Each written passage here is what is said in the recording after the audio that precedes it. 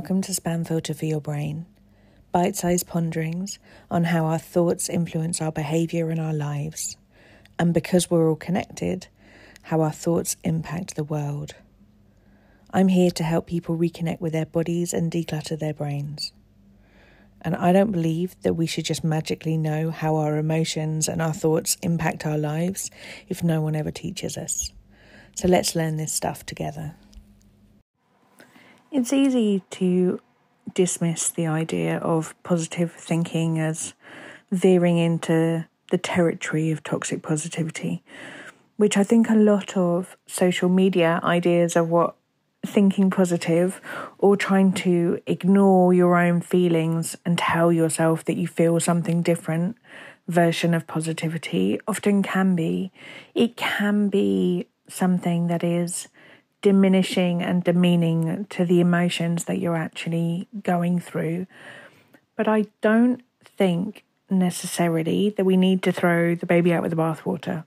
Come with me on the journey, because I'm definitely not someone who believes in trying to ignore what you're actually going through and tell yourself that you are doing better than you really are, because I don't think it works. If it worked, I'll be up for it. Come along for the ride, post all of your cute little Instagram inspirational pictures. I'd love it if that changed the way that we feel. Often, I'm not sure that it does. But what I have really noticed is that when we tell ourselves that we don't know the way through, or we don't know how to do something, or we're not very good at something, that definitely does impact the way that we feel and the way that we process something. So even though telling ourselves that we're like happy and joyful and everything's really good doesn't necessarily make us feel those things that we're telling ourselves that it does, when we tell ourselves that we're rubbish and everything's terrible and everything is just, we're just not the kind of person who can do that kind of thing, what it does is it causes us to have emotions which then trigger us to take less effective action. So, for example, if I tell you that I'm just not someone who's very good at maths, something I actually say quite a lot, what it makes me do is feel quite incompetent. I think I was only diagnosed as having dyslexia in my 30s, and I spent quite a lot of my time thinking that I had to find ways to hide the fact that I was a bit stupid. And so I have quite a story in my head about not being clever enough to work things out. So when I say I'm not very good at maths, what I feel quite often is embarrassment or shame or fear of being caught out. And what that makes me do from those feelings is it makes me want to hide. It makes me want to get the hell out of there. Quite often, I find maths quite a panicky thing for me. If someone were to ask me what goes on, if someone were to pop a massive algebra equation in front of me, the thing that's going on in my head is no. There is if there is any thought going on whatsoever, it is how the hell can I get out of here? Why are you all looking at me? My nervous system reaction is one of freeze or flight. There is no processing going on. There's no strategy looking at how I could break this down into smaller chunks or whether I may actually be able to work it out. All I'm thinking about is escape. And what these kind of actions lead to is me causing a situation where it is really unlikely that I'm going to be able to work out that equation. Frankly, because I'm not going anywhere near it. There's no chance because I'm not trying. And that comes from me telling myself over and over again, and frankly telling anyone who will listen, and quite a lot of people who won't, that I'm not very good at maths. That makes me worse at maths because I don't do any of the learning or the sitting down, the processing, the expanding my knowledge base, because I'm going into a panic. And when we have a situation where we're telling ourselves the negative stuff, it causes the negative feelings. We do things that cause this to be a self-perpetuating cycle. The reason why I think that this is not completely mirrored the other way around, in theory, I'm sure most of us would think, cool, well then if I just think something positive, I'll feel something positive, I'll do positive things. I'm not particularly keen on the whole negative positive binary, but come with us for the simple analogy here. We like simplicity because it's a bloody short podcast. So if I was to be telling you that I'm absolutely amazing at maths, you would think, therefore, that I would just, feel incredible and suddenly become an absolute whiz at it. But the reason why this doesn't work is because we can tell ourselves things that we don't believe. So we can tell ourselves things that don't exist, and we can think about things that have no connection to reality. So, for example, if I can quite easily think of a tree that has purple leaves with an elephant ballet dancing at the top of it. I can think that, and I don't believe it at the same time. We can hold concepts in our head that we don't think are truthful.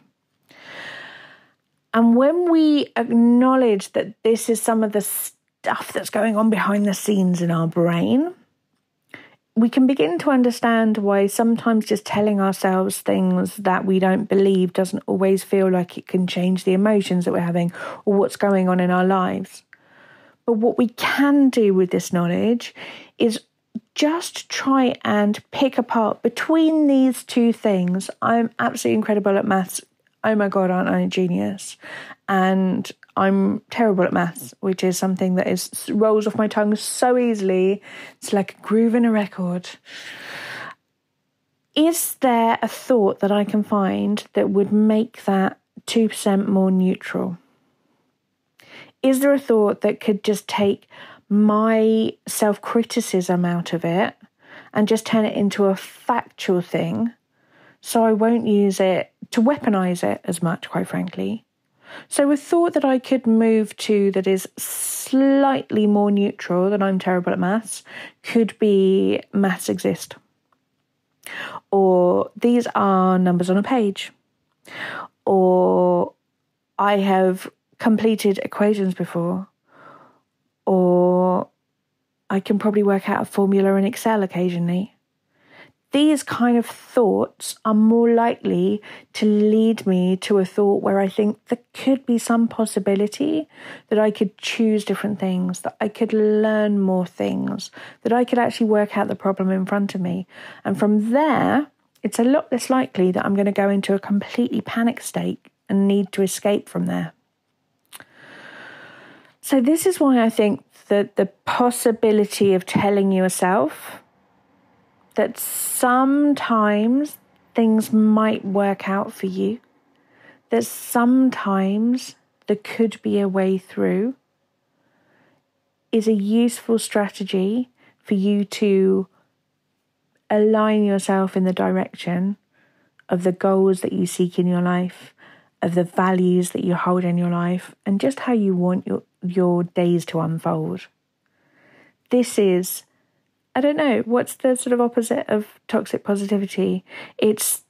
Let's call it thought neutral. I'm so sure that 1,000 other people have coined that term before me, but I'm going to take it today that's what we're aiming at. We're aiming at thought neutral rather than toxic positivity.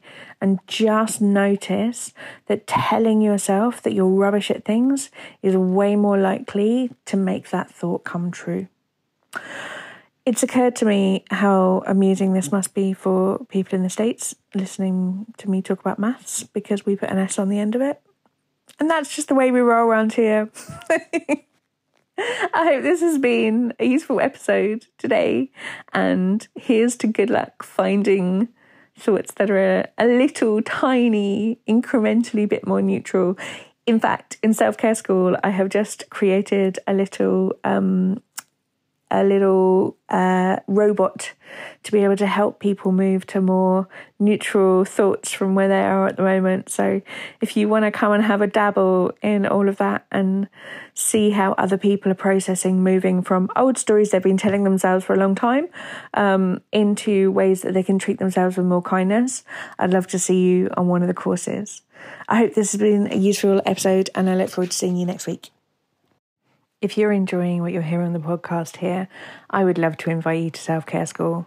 Self-Care School is a membership site where we have group coaching calls every week. We have a whole load of courses that you can dip into for whatever suits your needs. We have courses on confidence, body image, timekeeping, how to manage big emotions, overwhelm, loads and loads of stuff in there. You can kind of pick out whatever you want to work on. There is a big library of workbooks, which includes journal prompts and questions for you to be able to apply this work to your own life.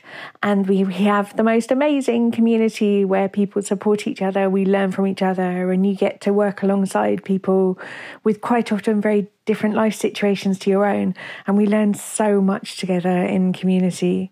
If you would like some more of this, please do hop over to selfcareschool.co.uk.